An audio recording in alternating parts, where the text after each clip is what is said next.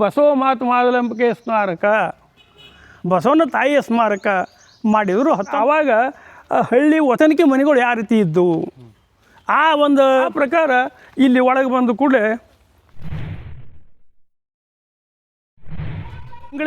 ಈ 1968ರಲ್ಲಿ ಬಸವೇಶ್ವರ ಅಷ್ಟ ಶತಮಾನೋತ್ಸವ ಆಯ್ತು ಸರ್. ಅಂದರೆ ಅವಾಗ ಮೊದಲ ವಚನ ಸಾಹಿತ್ಯ ಬಗ್ಗೆ ಆಗಲಿ ಭಾಳ ಪ್ರಚಾರ ಇದ್ದಿದ್ದಿಲ್ಲ. ನಾವು ಅವಾಗ ನಾವು ಕನ್ನಡ ಶಾಲೆ ಇದ್ದೆವು. ಅವಾಗ ಏನು ಮಾಡಿದರು, ಗೌರ್ಮೆಂಟ್ ಬಿಡಿ ಜೊತೆ ಇದ್ರ ಬಗ್ಗೆ ಆಸಕ್ತಿ ತೊಗೊಂಡು ಬಸವಣ್ಣವ್ರನ್ನ ಒಂದು ಇದು ಮಾಡ್ಬೇಕಂತೇಳಿ ಗೌರ್ಮೆಂಟ್ ವತಿಯಿಂದ ಅಷ್ಟ ಶತಮಾನೋತ್ಸವ ಆಯಿತು. ಅವಾಗ ಕೂಡ ಬಿಡಿ ಜೊತೆ ಮತ್ತು ಕೆಲವು ಮಂದಿ ಸಾಹಿತ್ಯಗಳು ಇಂಗ್ಲೀಷ್ ಸ್ವರೂಪಕ್ಕೆ ಬಂದಿದ್ದರು. ಈ ಸಿದ್ದಯ್ಯ ಪುರಾಣಿಕ, ಆಮೇಲೆ ಇವು ಎಮ್ ಕಲಬುರ್ಗಿ ಅವಾಗ ಬಂದಿದ್ದೆ ನಾವು ಇತ್ತಿತ್ತಲಾಗಿ. ಆವಾಗ ಸಿದ್ದಯ್ಯ ಪುರಾಣಿಕ, ಇನ್ನೊಬ್ಬರು ಈ ಧಾರವಾಡದವರೊಬ್ಬರು ಚನ್ವೀರ್ ಕಣ್ವಿ, ಹಿಂಗೆ ಕೆಲವು ಮಂದಿ ಸಾಹಿತ್ಯಗಳು ಬಂದಿದ್ದರು. ಆವಾಗ ಇದನ್ನು ಮುಂದೆ ಅವ್ರು ಏನು ಹೇಳಿದ್ರು, ಬಾಗೇವಾಡಿ ನೋಡಿದರು, ಇಂಗಳೇಶ್ವರ ನೋಡಿದರು. ಅದನ್ನು ಎಲ್ಲಿ ಮಾಡಬೇಕಪ್ಪ ಅಂತಂದ್ರೆ ಇಂಗಳೇಶ್ವರದಲ್ಲೇ ಬಸವಣ್ಣನ ತಾಯಿ ತವ್ರ ಮನೆ. ಮುಂದೆ ಏನಾಯ್ತು ಅಂದ್ರೆ ಅವ್ರು ಏನು ನಿರ್ಣಯ ಮಾಡಿದ್ರು ಅಂದ್ರಾಗ ಕಾರ್ಯಕ್ರಮ ಮಾಡಬೇಕಾಗಿತ್ತು ಅಂದ್ರೆ ಅವಾಗ ಇನ್ನೂ ಸರಿಯಾದ ಬಸ್ಸಿನ ವ್ಯವಸ್ಥೆ ಇದ್ದಿದ್ದಿಲ್ಲ, ಊರು ಸುಧಾರಣೆ ಇದ್ದಿದ್ದಿಲ್ಲ.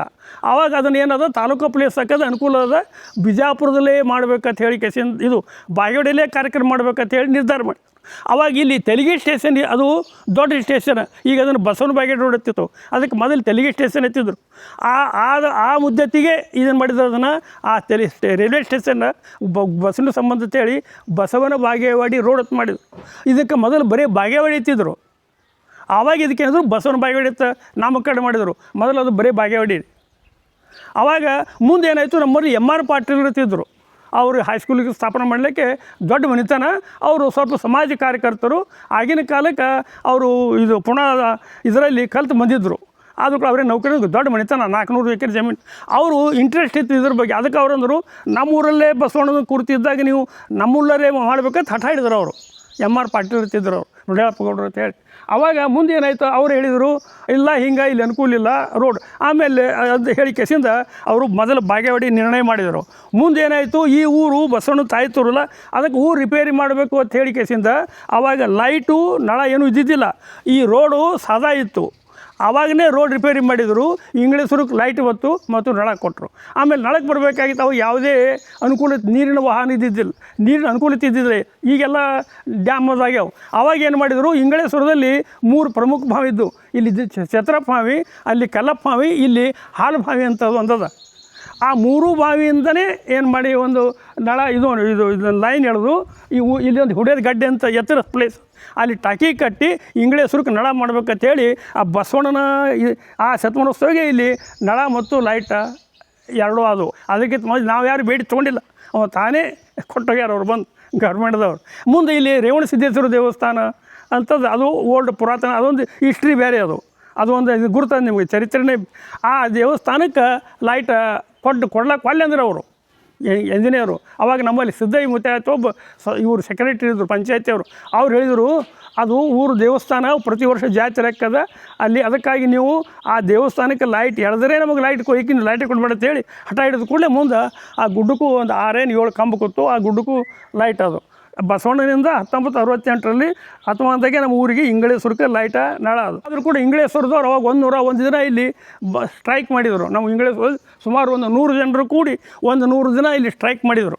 80ರೊಳಗೆ ಇಲ್ಲಿ ಏನಾಯಿತು ಅಂದ್ರೆ, ನಿಮಗೆಲ್ಲ ಭಾಳ ಅದ್ರ ಇದು ಡಿಟೇಲ್ ಭಾಳ ಹೋರಾಟ ಮಾಡಿದ್ದು ಆಗ ಈಗ ಅದು ಒಂದು ಇದಕ್ಕೆ ಬಂದದ್ರಿ. ಊರ ಮೊದಲೇನು ಇದ್ದಿದ್ದಿಲ್ಲ.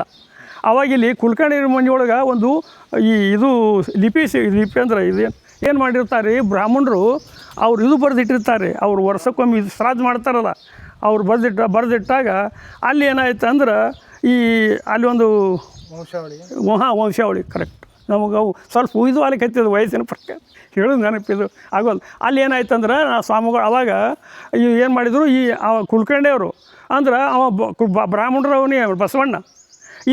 ಇಲ್ಲಿ ಒಂದು 4 ಮನೆ ಅದಾವ್ರಿ, ಅಲ್ಲಿ ಕೆಳಗೊಂದು 4 ಮನೆ ಅದಾವೆ ಬ್ರಾಹ್ಮಣರು. ಇಲ್ಲಿ ಏನದ ಅಂದ್ರೆ, ಇಲ್ಲಿ 7 ಇದು ಮನೆ ಇಲ್ಲಿ ಒಂದು ಬಯಲು ಜಾಗ ಇತ್ತು. ಇದ್ರ ಮಗ್ಗಲಕ್ಕೆ ಇದು ಒಂದು ಮನೆ ಇತ್ತು. ಅದನ್ನು ಇವ್ರು ಏನು ಮಾಡಿದ್ರು, ಇಲ್ಲಿ ಉಕ್ಲಿಯವರು ಅಂತೇಳಿ ಆ ಮನೆ ತೊಗೊಂಡ್ರು. ಅಲ್ಲಿ ಏನಿತ್ತಂದ್ರೆ, ಒಂದು ಅವ್ರು ಏನು ಮಾಡಿದ್ರು, ಯಾಕಿಟ್ಟಿದ್ರು ಗೊತ್ತಿಲ್ಲ, ಆ ಮನೆಯಲ್ಲಿ ಒಂದು ಬಸವಣ್ಣನ ಫೋಟೋ ಇಟ್ಟು ಅವರು ಏನು ದಿನಾಲೂ 24 ತಾಸು ದೀಪ ಉರಿತಿದ್ರು. ಅವರು ಏನದ ಅದು ಅವರು ಕೂಡ ಶ್ರೀಮಂತರು, ಆ ಮನೆ ತೊಗೊಂಡ್ರು ಅವರು. ಮುಂದೆ ಏನಾಯಿತು, ಅವಾಗ ಇದನ್ನು ಹ್ಯಾಂಗೆ ಮಾಡಬೇಕಪ್ಪ ಅಂದ ಕೂಡಲೇ ಅವಾಗ ಜಾಮದಾರ್ ಏನು ಮಾಡಿದರು, ಹಂಗಾರೆ ಇಲ್ಲಿಯೂ ಕೂಡ ಇದು ನಾವು ಸುಧಾರಣೆ ಮಾಡೋಣ, ಊರಿಗೆ ಇದು ರಿಫಾರ್ಮೇಷನ್ ಮಾಡೋಣ ಅಂತೇಳಿ ಒಪ್ಪಿಕೊಂಡಾಗ ಇಲ್ಲಿ 7 ಮನೆಗಳನ್ನ ಕಿಸಿದ್ರು. ಆದರೂ ಕೂಡ ಸಬರ್ನ ಕಿಸಿ ಅವ್ರಿಗೆ ಮುಂದೆ ಊರ ಹೊರಗೆ ಜಾಗ ಕೊಟ್ಟರು, ಪ್ಲಾಟ್ ಕೊಟ್ಟು ಈ ಏನದ ಸ್ಮಾರಕ.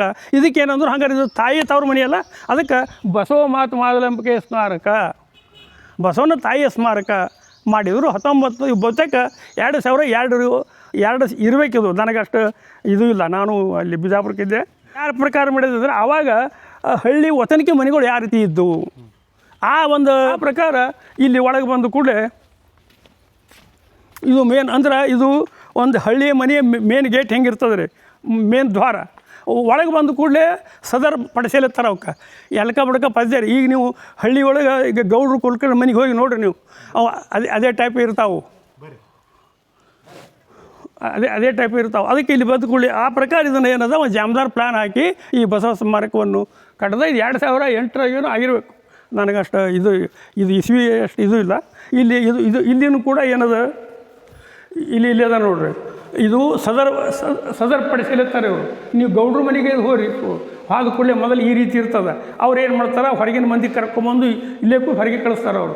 ಮುಂದೆ ಅವ್ರು ತಮ್ಮ ಮನೆಗಳನ್ನು ಬೇರೆ ಆ ಪ್ರಕಾರ ಹಾಕಿ ಈ ಏನದ ಇದಕ್ಕೆ ಮಾದಲಾಂಬಿಕೆ ಸ್ಮಾರಕ ಅಂತೇಳಿ ನಿಮ್ಮ ಊರಿಗೆ ನಾವು ಮಾಡಿ ನ್ಯಾಯ ಕೊಡ್ತೀವಿ ಅಂದಾಗ ನಮ್ಮ ಉಪವಾಸದ ಮಂದಿ ಎದ್ದರು. ಇಲ್ಲಿ ಉಪವಾಸ ಮಾಡಿದ್ರಲ್ಲ ಆ ಮಂದಿ ಎದ್ದರು. ಈ ಪ್ರಕಾರ ಇಲ್ಲಿ ನೋಡ್ರಿ, ಇದಕ್ಕೂ ಸದರ ಈಗ ನೋಡ್ರಿ ಒಂದು ಇವು ಎರಡಕ್ಕೂ ಏನು ಇದರ ಬದರ ಪಡಿಸಲಿದಾವೆ.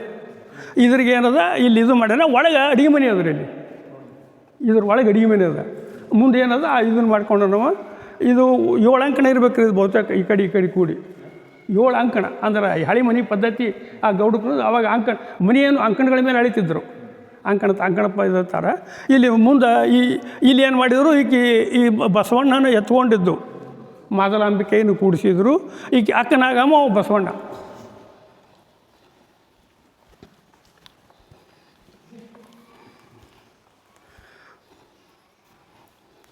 ಈಗ ಅದಕ್ಕೆ ಏನು ಮಾಡಿದರು, ಇದರೊಳಗೆ ಈ ಮೂರ್ತಿಗೂ ಪ್ರತಿಷ್ಠಾಪನೆ ಮಾಡಿದರು. ಇದು ಈಕೆ ಮಾದಲಾಂಬಿಕೆ, ಇವ ಬಸವಣ್ಣ, ಈಕೆ ಅಕ್ಕನಾಗಮ್ಮ. ಇದನ್ನು ಮಾಡಿದ್ದು ಈ ಪ್ರಕಾರ ಮಾಡಿ ಇಲ್ಲಿ ಒಳಗೆ ಬರ್ರಿ. ಅಂದ್ರೆ ಇದು ಹಳೆ ಮನೆ ಅಂದ್ರೆ ಗೌಡ್ಕಿ ಈ ಏನೈತಿರಿ ದೌಲತ್ಕಿ ಮನೆ ಅಂತಾರೆ, ಓದ್ತಿರಲ್ಲ ಈ ಕುಲ್ಕರ್ಣಿ ಮನೆ ಟೈಪ್. ಈಗ ರೀ ಇಲ್ಲಿ ಏನದ ಹಿಂದೆ ಮನೆ ಅಲ್ಲಿ ಇವು ಕಮಾನ್ ಬಿಡ್ತಾ ಹೋಗ್ತದಾರೆ ಹಿಂದಕ್ಕೆ. ಇದಕ್ಕೆ ಆ ಪ್ರಕಾರ ಇದನ್ನೊಂದು ಅವ ನಮ್ಮ ಸಮಾಧಾನಕ್ಕೆ ಮಾಡಿ ಹೋಗ್ಯಾನ ಅವ. ಇದು ಸ್ಟ್ರೈಕ್ ಮಾಡಿದ್ರು, ಇದರಂತೆ ಮ್ಯಾಲೆ ಇದು ಮಾಡ್ಯಾನ ರೀ. ಇಲ್ಲಿ ಮ್ಯಾಲೆ ಹೋಲಕ್ಕೆ ಬರ್ತದೆ, ನೀವು ಹತ್ತಿನಂದು ನೋಡ್ರಿ ಅಲ್ಲಿ ಮ್ಯಾಲೆ. ಇದಕ್ಕೆ ಒಂದು ಆಳು ಇಟ್ಟಾರೆ ಸರ್ ಕಾಯ್ಲಕ್ಕ, ಅವ್ರು ಗೌರ್ಮೆಂಟ್ದವ್ರಿಗೆ ಪೇಮೆಂಟ್ ಕೊಡ್ತಾರೆ. ಕೂಡಲ ಸಂಗಮ ಅಧಿಕಾರದ ಕೆಳಗೆ ಬರ್ತದೆ ರೀ ಇದೇನ ಇವರು ಇದನ್ನ ಕಸ ಹುಡುಗೋದು ಎಲ್ಲ ಇವರೇ ಮಾಡ್ತಾರೆ. ಅದಕ್ಕೆ ಇಲ್ಲಿ ಮುಂದೆ ಇದೆಲ್ಲ ಮೇಂಟೆನೆನ್ಸ್ ಗೌರ್ಮೆಂಟ್ ಮಾಡ್ತದೆ ರೀ ಅದು.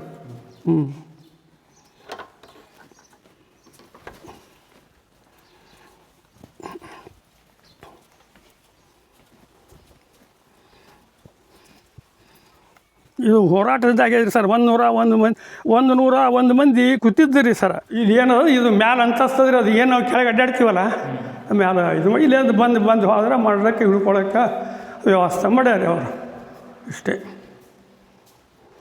ಏನದ ಇಲ್ಲಿ ಕಾರ್ಯಕ್ರಮ ಮಾಡ್ತೀವಿ ನಾವು, ಏನಾದರೂ ಫಂಕ್ಷನಿಂಗ್ ಮಾಡ್ಬೇಕು. ಹೇಳ್ತಾರೆ ನಾವು ಯಾವುದೇ ಒಂದು ಸಾಹಿತ್ಯ ಕಾರ್ಯಕ್ರಮ ಮಾಡ್ಬೇಕಾದ್ರೆ ಇಲ್ಲಿ ಉಪಯೋಗ ಮಾಡ್ತೀವಿ. ಏನು ಬಾಡಿಗೆ ಅಂತ ತೊಗೊಳೋದಿಲ್ಲ. ಏನದ ನಾವೇ ಏನು ಕವಿಗೋಷ್ಠಿ ಅಥವಾ ಏನಕ್ಕೆ ಇದು ಮನೆ ಶ್ರಾವಣದ ಪುರಾಣ ಹಚ್ಚಬೇಕಾಗಿತ್ತಂದ್ರೆ ಇಲ್ಲಿ ಅದೇನು ಉಪಯೋಗ ಮಾಡ್ತೀವಿ. ಆದರೆ ಬಾಡಿಗೆ ಅದೇನು ತೊಗೊಳೋದಿಲ್ಲ ನಾವು. ಮತ್ತು ಗೌರ್ಮೆಂಟ್ ಒಬ್ಬನ ಆಳು ಇಟ್ಟದ, ಅವ್ರು ಏನು ಸ್ವಚ್ಛ ಕಸ ಹುಡುಗೋದು ಅದನ್ನು ಮೇಂಟೈನ್ ಮಾಡೋದು, ಬೋರ್ ಹಾಕಿ ಕೊಟ್ಟಾರ, ನೀವು ಉಪಯೋಗ ಮಾಡ್ತಾರೆ. ಇಲ್ಲ ಇದು ವ್ಯವಸ್ಥೆ ಮಾಡ್ಯಾರ, ಈ ಸಾರಿ ಮಾಡಿದರು. ಕುಲ್ಕರ್ಣಿ ಇಂಗಳೇಶ್ವರ ಒಂದು ಐತಿಹಾಸಿಕ ಒಂದು ಪ್ರಸಿದ್ಧವಾದ ಜಾಗ ಅಂತ ಹೇಳ್ತಾರೆ. ಅಂದರೆ ಏನೈತ್ರಿ ವಿಶೇಷವಾಗಿ ಇಂಗಳೇಶ್ವರದೊಳಗೆ? ಬಸವಣ್ಣನವರ ಆದಿಯಾಗಿ ಹಲವಾರು ಶರಣೆಯರು ಕೂಡ ಇಲ್ಲಿ ಜನ್ಮವನ್ನು ಎತ್ತಿದ್ದಾರೆ. ಚನ್ನಬಸವಣ್ಣವರು, ಗಂಗಾಂಬಿಕೆ, ನೀಲಾಂಬಿಕೆ, ಸಿದ್ಧರಸ, ಬಲದೇವ, ನೀಲಕಂಠ ಹೀಗೆ ಹಲವಾರು ಶರಣರು ಕೂಡ ಈ ಇಂಗಳೇಶ್ವರ ಗ್ರಾಮದಲ್ಲಿ ಆಗಿ ಹೋದಂಥವರು. ಈ ಒಂದು ಗ್ರಾಮ ಐತಿಹಾಸಿಕ ಮತ್ತು ಪೌರಾಣಿಕ ಹಿನ್ನೆಲೆ ಇರ್ತಕ್ಕಂಥದ್ದು ಒಂದು ಅದ್ಭುತವಾದಂಥ ಇಲ್ಲಿ ಇತಿಹಾಸ ಇದೆ. ಆದರೆ ಈ ಇಂಗ್ಲೇಶ್ವರ ಗ್ರಾಮ ಎಂದೂ ಅಭಿವೃದ್ಧಿ ಆಗಬೇಕಾಗಿತ್ತು. ಸರ್ಕಾರ ಸಂಪೂರ್ಣ ಇದನ್ನು ನಿರ್ಲಕ್ಷ್ಯ ಮಾಡ್ಯಾದ. ಈ ಹಿಂದೆ ಅಂತಂದರೆ 2000ನೇ ಇಸ್ವಿಯಲ್ಲಿ ಕೂಡಲ ಸಂಗಮ ಅಭಿವೃದ್ಧಿ ಮಂಡಳಿಯಲ್ಲಿ ಸೇರ್ಪಡೆ ಮಾಡೋ ಸಲುವಾಗಿ ಇಂಗ್ಲೇಶ್ವರ ಗ್ರಾಮದ ಎಲ್ಲ ಜನರ ಒಂದು ಸಹಕಾರದೊಂದಿಗೆ ನಾವು ಹೋರಾಟ ಮಾಡಿ ಕೂಡಲ ಸಂಗಮ ಅಭಿವೃದ್ಧಿ ಮಂಡಳಿಯಲ್ಲಿ ಇದನ್ನು ಸೇರ್ಪಡೆ ನಾವು ಮಾಡಿಸಿ ಅವಾಗ ಹೋರಾಟ ಮಾಡಿದ ಪ್ರತಿಫಲವಾಗಿ ಆಗಿನ ಒಂದು ಮುಖ್ಯಮಂತ್ರಿ BJP ಸರ್ಕಾರದಲ್ಲಿ ಮುಖ್ಯಮಂತ್ರಿ ಅಂತ ಯಡಿಯೂರಪ್ಪನವರು 2.5 ಕೋಟಿ ರೂಪಾಯಿಯನ್ನು ಕೊಟ್ಟರು ಗ್ರಾಮಕ್ಕೆ. ಎಷ್ಟ್ರಾಗ ಕೊಟ್ಟರು ಇದನ್ನು 2.5 ಕೋಟಿ?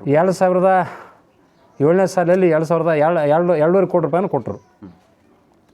ಅದೇ ಒಂದು ಹಣದಿಂದ ಡಾಕ್ಟರ್ ಎಸ್ ಎಂ ಜಾಮದಾರವರು ಆ ಒಂದು ಸಂದರ್ಭದಲ್ಲಿ ಕಂದಾಯ ಇಲಾಖೆಯ ಪ್ರಧಾನ ಕಾರ್ಯದರ್ಶಿ ಆಗಿದ್ದರು. ಅವರು ರಾಜ್ಯದ ಎಲ್ಲ ಒಂದು ಪ್ರಾಧಿಕಾರದ ಒಂದು ವಿಶೇಷ ಅಧಿಕಾರಿಯಾಗಿದ್ದರು. ಅವರೇ ಇದನ್ನು ಜವಾಬ್ದಾರಿ ತೆಗೆದುಕೊಂಡು ಒಂದು ಅದ್ಭುತವಂಥ ಸ್ಮಾರಕವನ್ನು ಅವರು ನಿರ್ಮಾಣ ಮಾಡಿದ್ದಾರೆ. ಅಂದರೆ ಬಸವಣ್ಣವರು ಹುಟ್ಟಿರ್ತಕ್ಕಂಥ ಒಂದು ಮನೆ, ಅದರ ಸುತ್ತಮುತ್ತಲು ಮೊದಲು ಅದಕ್ಕಿಂತ ಮುಂಚೆ ಒಂದು ಹಳೆಯ ಮನೆ ಇತ್ತು. ಅದು ಮೂಲತಃ ಬ್ರಾಹ್ಮಣ ಒಂದು ಸಮುದಾಯದಿಂದ ಬಂದಂಥ ಮನೆ ಇತ್ತು. ಆ ಕಾಲಾನಂತರದಲ್ಲಿ ಬೇರೆ ಬೇರೆಯವರಿಗೆ ಮಾರಾಟ ಆಗಿ ಈ ಪ್ರಸ್ತುತ ದಿನಮಾನಗಳಲ್ಲಿ ಲಿಂಗಾಯತ ಸಮಾಜದವರೊಬ್ಬರು ಅಲ್ಲಿ ಆ ಮನೆಯಲ್ಲಿ ವಾಸ ಇದ್ದರು. ಅದನ್ನು ಕೂಡಲ ಸಂಗಮ ಪ್ರಾಧಿಕಾರ ವ್ಯಾಪ್ತಿಗೆ ತೆಗೆದುಕೊಂಡು ಅದ್ರ ಜೊತೆಗೆ ಸುಮಾರು 14 ಮನೆಗಳನ್ನು ಕೂಡ ಕೂಡಲ ಸಂಗಮ ಅಭಿವೃದ್ಧಿ ಪ್ರಾಧಿಕಾರಕ್ಕೆ ಅದನ್ನು ವಶಪಡಿಸಿಕೊಂಡು ಅವರಿಗೆ ಬೇರೆ ಕಡೆ ಸ್ಥಳ ಕೊಟ್ಟು ಅಲ್ಲಿ ಅವೆಲ್ಲ ಮನೆಗಳನ್ನು ತೆರವುಗೊಳಿಸಿ ಅದ್ಭುತವಾದಂಥ ಒಂದು ಭವ್ಯವಾದ ಸ್ಮಾರಕವನ್ನು ನಿರ್ಮಾಣ ಮಾಡಿದ್ದಾರೆ. ಕೂಡಲ ಸಂಗಮದಾಗ ನೀವೇನು ಪ್ರಾಧಿಕಾರಕ್ಕೆ ಸೇರ್ತು ನೋಡ್ರಿ, ಅದಕ್ಕೆ ಹೋರಾಟ ಮಾಡಿದ್ರು ತಾನೇ ಸರ್ಕಾರದವ್ರು ಏನೋ ಮಾಡಿದ್ರು ನಿಮಗೆ? ಇದು ಸರ್ಕಾರ ತಾನಾಗಿ ಎಂದೂ ಯಾವುದು ಕೆಲಸ ಮಾಡೋಂಗಿಲ್ಲ. ಸಾಕಷ್ಟು ಹೋರಾಟ ಮಾಡಿದರೆ ಮಾಡೋಂಗಿಲ್ಲ, ಸುಮ್ಮನೆ ಕೂತಿರ್ತೀವಿ ಎಂದೂ ಆಗಂಗಿಲ್ಲ. ಕೂಸು ಹತ್ತಾಗೆ ತಾಯಿ ಮಲಿಯಲ್ಲಿ ಕೊಡ್ತಾಳೆ. ಹಾಗೆ ನಾವು ಸುಮಾರು 2000 ಇಸ್ವಿ ಹಿಡ್ಕೊಂಡು 12-13 ವರ್ಷ ನಿರಂತರ ಹೋರಾಟ ಮಾಡಿ 3.5 ತಿಂಗಳು ನಾವು ಇಂಗ್ಲೇಶ್ವರ ಗ್ರಾಮದ ಬಸ್ ಸ್ಟ್ಯಾಂಡ್ ಆವರಣದಲ್ಲಿ ಅವ್ರ ಹತ್ರ ಧರಣಿ ಸತ್ಯಾಗ್ರಹ ಕೂತ್ಕೊಂಡಿದ್ದೆವು. ಅವಾಗ ಮತ್ತು ನಾವು ಗ್ರಾಮಸ್ಥರು ಕೂಡಿಕೊಂಡು ಅದಕ್ಕೆ ಬಂದ ಬೇರೆ ಹೋರಾಟದ ಸ್ವರೂಪವನ್ನು ತಂದು ಆಗಿನ ಮುಖ್ಯಮಂತ್ರಿ ಯಡಿಯೂರಪ್ಪನವ್ರ ಹತ್ರ ಹೋಗ್ಬೇಕಾಯ್ತು. ಅದಕ್ಕಿಂತ ಮುಂಚೆನೂ ಚಿತ್ರದುರ್ಗದ ಮುರುಘರಾಜೇಂದ್ರ ಶರಣರ ಒಂದು ಆಶೀರ್ವಾದದಿಂದ ಅವರು ಮತ್ತು ದೂರವಾಣಿ ಮೂಲಕ ಮಾತನಾಡಿ ಯಡಿಯೂರಪ್ಪನವ್ರು ಹೇಳಿದರು. ಅದ್ರ ಜೊತೆಗೆ ಮತ್ತು ನಾವು ಡಾಕ್ಟರ್ ಚಿದಾನಂದ ಮೂರ್ತಿ ಅವರು, ಈಗ ಅವರು ಇಲ್ಲ, ಲಿಂಗೈಕ್ಯರಾಗಿದ್ದಾರೆ. ಅವರು ಮತ್ತು ಯಡಿಯೂರಪ್ಪನವರು ಭಾಳ ಆತ್ಮೀಯರು. ಅವರು ಗುರುಗಳ ಅಂತ ಹೇಳ್ತಿದ್ರು. ಯಡಿಯೂರಪ್ಪನವರು ಚಿದಾನಂದ ಮೂರ್ತಿ ನಮ್ಮ ಗುರುಗಳ ಅಂತ ಹೇಳ್ತಿದ್ರು. ಅವ್ರನ್ನ ಕರ್ಕೊಂಡು ಹೋದಾಗ ಇಡೀ ಇಂಗ್ಲೇಶ್ವರ ಗ್ರಾಮದ ಇತಿಹಾಸವನ್ನು ಬಿಚ್ಚಿಟ್ಟಾಗ ಹೌದು, ಇಷ್ಟೊಂದೆಲ್ಲ ಇತಿಹಾಸ ಇದ್ದರೂ ಕೂಡ ಇಂಗ್ಲೇಶ್ವರ ಗ್ರಾಮ ಇದು ಯಾಕೆ ಹಿಂದೆ ಉಳಿದದ, ಯಾಕೆ ಅಭಿವೃದ್ಧಿ ಆಗಿಲ್ಲ, ಯಾಕೆ ಗಮನಕ್ಕೆ ಬಂದಿಲ್ಲ ಸರ್ಕಾರದ ಆಗಿಂದಾಗಲೇ ಅವರು ಫೈಲನ್ನು ಮೂಮೆಂಟ್ ಮಾಡಿ ಅದಕ್ಕೆ 2.5 ಕೋಟಿ ರೂಪಾಯಿನ ಅವರು ತಕ್ಷಣ ಬಿಡುಗಡೆ ಮಾಡಿದರು.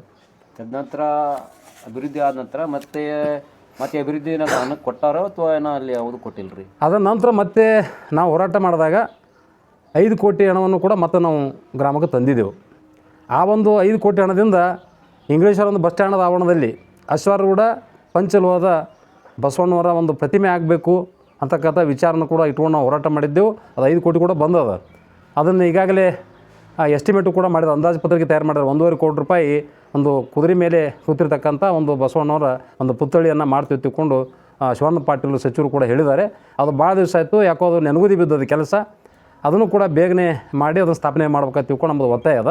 ಅಂತಾರಾಷ್ಟ್ರೀಯ ಮಟ್ಟದಲ್ಲಿ ವಚನ ಅಧ್ಯಯನ ಕೇಂದ್ರ ಆಗಬೇಕಾಗಿದೆ ಇಲ್ಲಿ.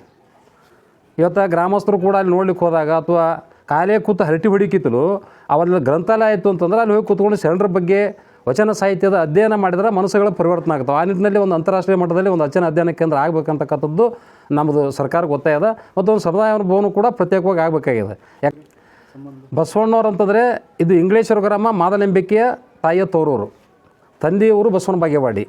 ನಿಜವಾಗಿ ನಮ್ಮದು ಇಲ್ಲಿ 22 ಮನೆತನ ಅಂತಂದರೆ ಚೆನ್ನ ಬಸವಣ್ಣನವರು ನಾವು ವಂಶಸ್ಥರು. ಬಸವಣ್ಣ ಅಂತಂದ್ರೆ ಕಡೆ ಮುತ್ತೆ ಆಗ್ತಾನೆ, ಬೀಗನೂ ಆಗ್ತಾರೆ. ಅಂದ್ರೆ ಒಟ್ಟಾರೆ ನಮ್ಮದು ಬಸವಣ್ಣನ ವಂಶಸ್ಥರೇ ತಿಳ್ಕೊತೇ ಬಂದಿದೆ, ವಂಶಸ್ಥರೇ. ಅಲ್ಲಿ ನಮ್ಮಲ್ಲಿ ವಂಶಾವಳಿ ಕೂಡ ಇದೆ. ಅಂದರೆ ಶಿವರಾಯಪ್ಪನ ಹಿಡ್ಕೊಂಡು ಬಂದದ ವಂಶಾವಳಿ ಇಲ್ಲಿವರೆಗೆ ಕೂಡ. ಅಂದರೆ ಈಗ ಬಂದರೆ ನಮ್ಮಲ್ಲಿಗೆ ಬಂದದ್ದು ಸ್ಟಾಪ್ ಆಗಿದೆ. ಅದನ್ನು ಮುಂದೆ ಹಿರಿಯರಿಂದ ನಾವು ಬೆಳೆಸ್ಕೊತ ಬರ್ಕೋತ ಹೋಗ್ತಾರೆ. ನಮ್ಮಲ್ಲಿ ಈ ಹಳಬರಿಲ್ಲ, ನಮ್ಮ ಹಿರಿಯರೇ ವಂಶಾವಳಿಯನ್ನು ಬರ್ಕೋತ ಬಂದಾರ ಅವರು. ಅದ್ರಾಗಿದೆ ಅದು ಬಸವಣ್ಣ ಹೆಸರದೆಲ್ಲ ಚೆನ್ನ ಬಸವಣ್ಣದ ಐತಿ. ಚೆನ್ನ ಬಸವಣ್ಣ ವಂಶಸ್ಥರು, ಬಸವಣ್ಣವರು ಬಳಗ. ಈ ಸುಮಾರು ಈಗ 900 ವರ್ಷದಿಂದ ಇತಿಹಾಸ ಇದು. 900 ಸುಮಾರು 12-13 ತಳಿಗಳು ಹೋಗಿದ್ದಾವೆ ವಂಶ. ಒಂದು 4-5 ಜನ ಹೆಸರು ನಿಮ್ಮ ಪೂರ್ವಜರದು. ಶಿವರಾಯಪ್ಪ ಅಂತ ಬರ್ತದ, ನೀಲಕಂಠ ಅಂತ ಬರ್ತಾರೆ, ಶಿವರಾಯಪ್ಪ ನೀಲಕಂಠ ಬಲದೇವ ಸಿದ್ಧರಸ ಇವರು ಮಾದರಾಂಬಿಕೆಯ ಅಣ್ಣ ತಮ್ಮಿಂದರು. ಅದರ ನೀವು ಚನ್ನಬಸವಣ್ಣವರು ಮಕ್ಕಳ ಹಾಂ, ಚನ್ನಬಸವ ನೀಲಕಂಠನ ಮಗನೇ.